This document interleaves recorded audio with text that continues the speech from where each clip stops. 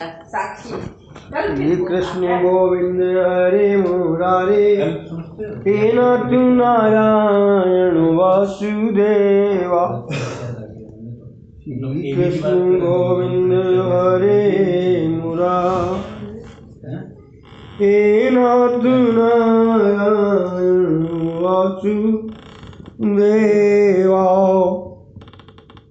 कल छठे स्कंद को समाप्ति हुई। छठे स्कंद में पुष्टि अनुग्रह की कथा कही गई थी। भगवत अनुग्रह के पश्चात विकार वासना को नष्ट करके अनुग्रह का यदि सदुपयोग किया जाए तभी वो पुष्ट हो पाता है। सेवा स्मरण में तन्मय बनकर ही जीव पर पुष्ट हो सकता है। ठाकुर जी कई जीवों पर अनुग्रह करते हैं, किंतु उस अनुग्रह के सदुपयोग करने की रीति जीव जानता ही नहीं है। परिणामतः जीव पुष्ट तो नहीं बन पाता, अपितु दुष्ट बन जाता है। अब हम हिरण्याकश्यप और प्रहलाद की कथा सुने। हिरण्याकश्यप दैत्य बना और प्रहलाद देव। हिरण्याकश्यप ने सारी संपत्ति का उपयोग भोग विलास के लिए किया, अतः वो दैत्य बना। प्रहलाद ने समय तक अपनी शक्ति का उपयोग प्रभु की भक्ति करने में किया, अतः वो देव बन गया। सातवें स्कंद में वासना के 3 प्रकार बताए गए हैं, असद वासना, सद्वासना और मिश्र वासना। इस 7वें स्कंद के आरंभ में परीक्षित ने एक महत्वपूर्ण प्रश्न पूछा है। आप कहते हैं कि ईश्वर सर्वत्र है और वो समभाव से व्यवहार करता है। यदि ऐसी बात ही है तो जगत में ये विषमता क्यों दृष्टिगोचर हो रही है? चूहे में भी ईश्वर है, बिल्ली में भी ईश्वर है, तो फिर बिल्ली चूहे को क्यों मार कर खा जाती है? ये प्रश्न लेके आया। बढ़िया। भगवान यदि सम है तो जगत में वे विषमता क्यों उत्पन्न करते हैं? यदि वे संभावी है तो फिर बार बार देवों का पक्ष लेकर वे दैत्यों को क्यों मारते हैं? यदि वे ईश्वर हैं तो फिर विषमता वे क्यों करते हैं? भगवान की दृष्टि में यदि सभी प्राणी समान हैं तो उन्होंने इंद्र के लिए वृत्तासुर का वध क्यों किया? मैं मानता था कि दैत्य तो पापी है, अतः हरि उनकी हत्या करते हैं, किंतु वृत्तासुर तो भगवत भक्त था, फिर भी उसकी उन्होंने हत्या क्यों की? सुखदेव जी कहते हैं, राजन, क्रिया में भले ही कदाचित विषमता हो भी जाए, किंतु भाव में तो नहीं होनी चाहिए। समता अद्वैत भाव में ही होती है, क्रिया में वो संभाव्य नहीं है। क्रिया से तो विषमता ही रहेगी, अतः भाव में समता रखनी चाहिए।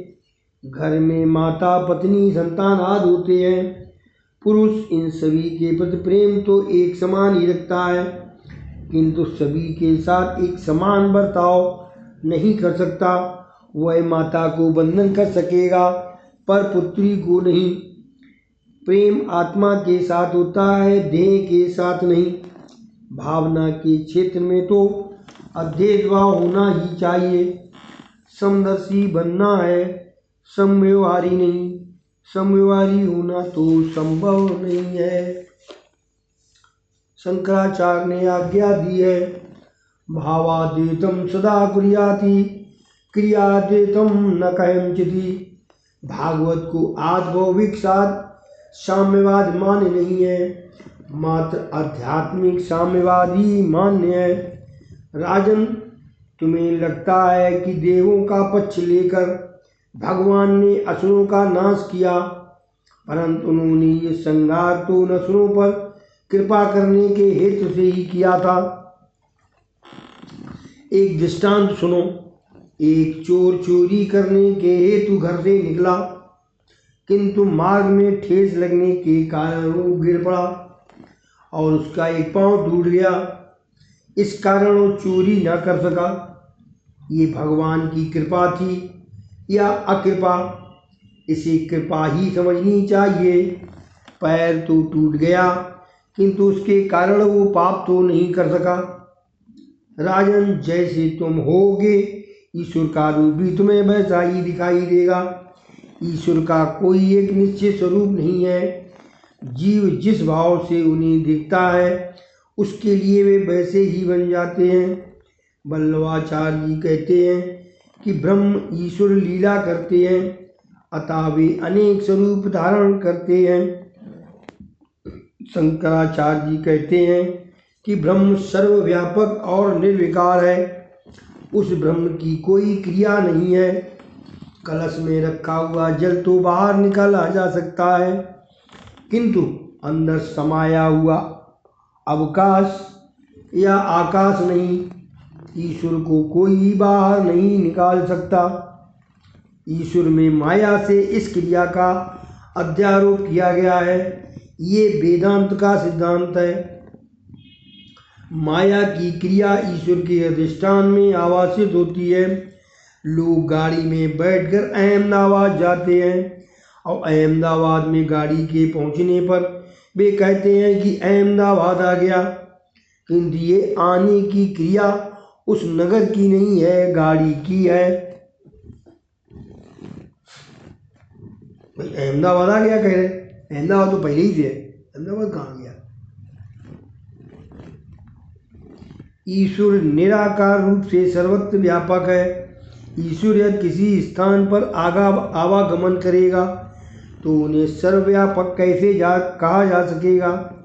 किसी भी स्थान पर जिसका अभाव न हो उसे ही सर्वव्यापी कहा जा सकता है। आचार्य शंकर का मत है कि ईश्वर निष्क्रिय है, माया के कारण ही उनमें क्रिया का वास होता है, पर वास्तव में भगवान कुछ भी नहीं करते, अतः उनमें विषमता नहीं है। अग्नि निराकार है, फिर भी जब लकड़ी जलती है तो लकड़ी जैसा ही आकार अग्नि का भी आवासित होता है। उपाधि के कारण आकार का वास होता है। परमात्मा का वास्तविक स्वरूप व्यापक, निराकार और आनंद रूप है। आचार्य शंकर का ये दिव्य सिद्धांत है। महाप्रभु जी का सिद्धांत भी दिव्य है। वैष्णव मानते हैं कि ईश्वर की अक्रियात्मा की बात बराबर हो। ईश्वर क्रिया तो नहीं कर सकते, किंतु लीला करते हैं। ईश्वर निष्क्रिय है, ये बात सच है, किंतु ये भी उतना ही सच है कि वे लीला करते हैं। जिस क्रिया में क्रिया का अभिमान नहीं होता, जिस क्रिया में क्रिया का अभिमान नहीं होता उसे लीला कहते हैं। ईश्वर स्वेच्छा से लीला करते हैं। मैं करता हूँ ऐसी भावना के बिना निष्काम भाव से जो क्रिया की जाए वही लीला है। केवल अन्य को सुखी करने की भावना से जो क्रिया की जाए वही लीला है। कृष्ण का कार्य लीला है। ईश्वर को सुख की इच्छा नहीं है। कन्हैया चोरी तो करता है, किंतु औरों की भलाई के लिए। क्रिया बंधनकारक है और लीला मुक्तदायक।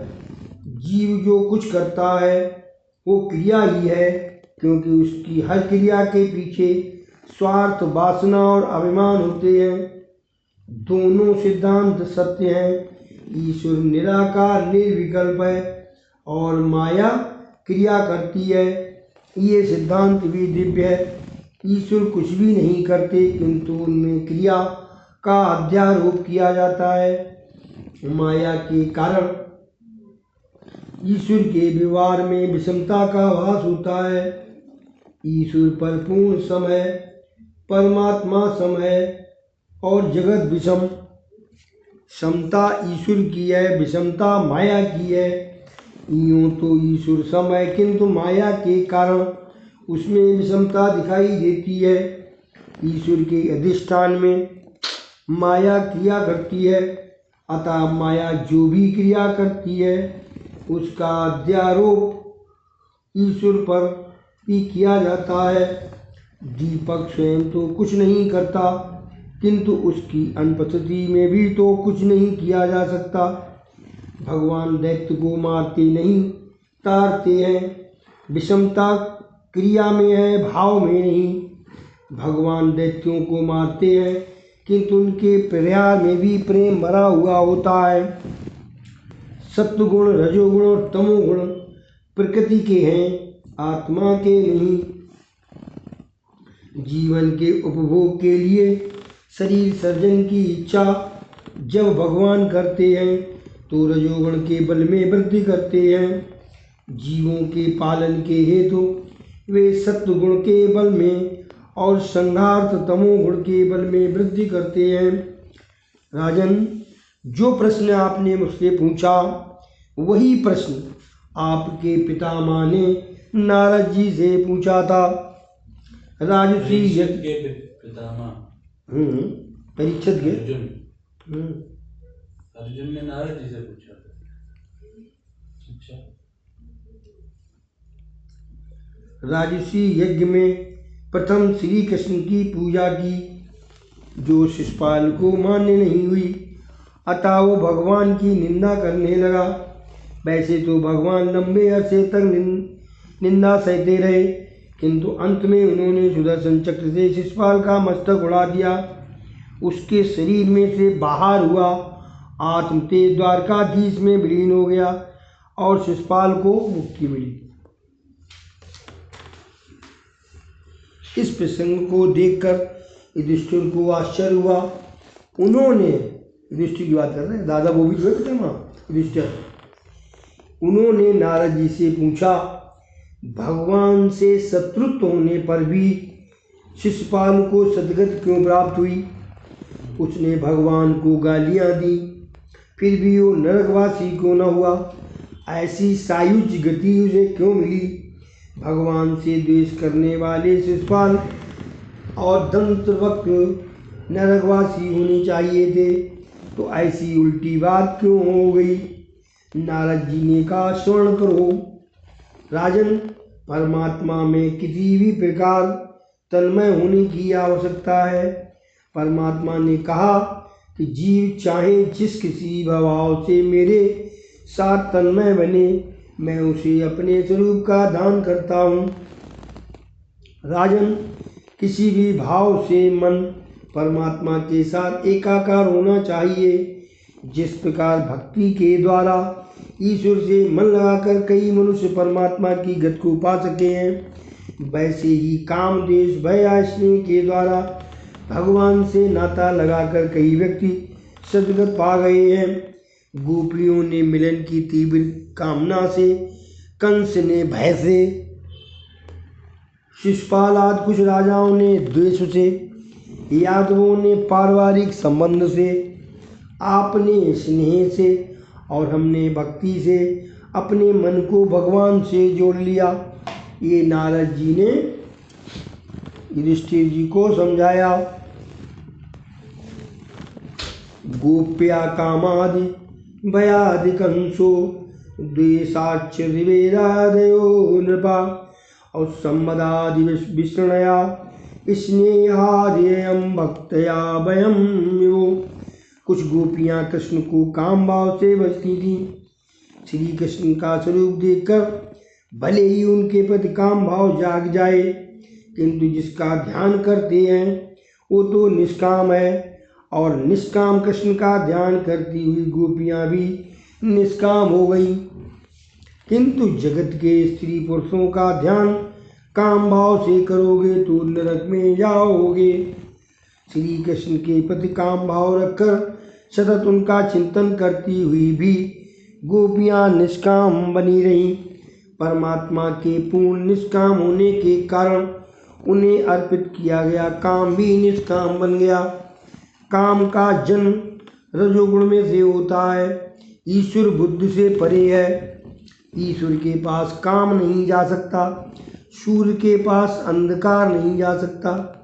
जिसका चिंतन किया गया था वो श्री कृष्ण निष्काम होने के कारण उनका काम भाव से चिंतन करने वाली गोपियाँ भी निष्काम बन गईं। कंस डर के मारे तन्मय हो गया था। उसे देवकी का 8वां पुत्र ही हमेशा दिखता रहता था। शिशुपाल अपने शत्रु के रूप में भगवान का चिंतन करता रहता था। इस प्रकार ईश्वर में किसी भी भाव से तन्मय होना चाहिए। तस्मात् के नापि पायेन मना कृष्णे निवेशयति। अतः हर किसी व्यक्ति को चाहिए वह श्री कृष्ण से अपना मन जोड़ ले। ये शिशुपाल साधारण व्यक्ति नहीं था, वो तो विष्णु भगवान का पार्षद था। नारद जी ने जय विजय के तीनों जन्मों की कथा संक्षेप में सुनाई। जय और विजय पहले जन्म में हिरण्याक्ष और हिरण्याकश्यप बने, दूसरे जन्म में रावण और कुंभकर्ण बने, तीसरे जन्म में शिशुपाल और दंतवक्तु बने। नारद जी ने हिरण्याकश्यप और प्रहलाद की कथा का प्रारंभ किया। वे कहने लगे, दिति के दो पुत्र थे, हिरण्याक्ष और हिरण्याकश्यप। बड़ा भगवान ने हिरण्याक्ष का वध किया था। धर्मराज ने नारद जी से प्रार्थना की, मैं प्रहलाद की कथा विस्तार पूर्वक सुनना चाहता हूँ। वे महान भगवत भक्त थे, फिर भी हिरण्याकश्यप ने उन्हें क्यों मारना चाहा? नारद जी ने कहा, दिति वस्तुतः भेद बुद्धि है। भेद बुद्धि से हिरण्याक्ष और हिरण्याकश्यप ममता और अहंकार उत्पन्न होते हैं। मैं और मेरा भेद बुद्धि की संतानें हैं। सभी दुखों का मूल भेद बुद्धि है और सभी सुखों का मूल अभेद भाव है। शरीर से नहीं अपितु बुद्धि से यदि अभेद भाव स्थापित हो सके तो सभी के प्रति समबुद्धि हो सकती है। अहंकार को मारना कठिन है। विवेक से ममता का तो नाश हो सकता है, किंतु अहम भाव का नहीं। पर यदि अर्पण करने वाला व्यक्ति अपना मेरापन भी प्रभु को अर्पित कर दे तो ठाकुर जी की कृपा करते हैं। मुझ में अभिमान नहीं है, ऐसा मानना भी अभिमान ही है। हिरण्याकश्यप अहंकार का रूप है। उसका व्यवहार ही ऐसा है कि जिससे देवों को, ज्ञानी पुरुषों को, अन्य सभी को कष्ट होते हैं। अभिमान सभी को सताता और रुलाता है। ममता तो शीघ्र मर जाती है, किंतु अहंकार शीघ्र मरता नहीं है। उसे मारना बड़ा कठिन है। वह न तो रात को मरता है और न दिन में, और वह न घर के अंदर मरता है न घर के बाहर। वह घर के बाहर भी होता है और अंदर भी। वह न तो सत से मरता है और न अस से। उसे मध्य स्थान में ही मरना पड़ता है। मनुष्य अहंकार को नष्ट कर दे तो ईश्वर से दूर नहीं रहेगा।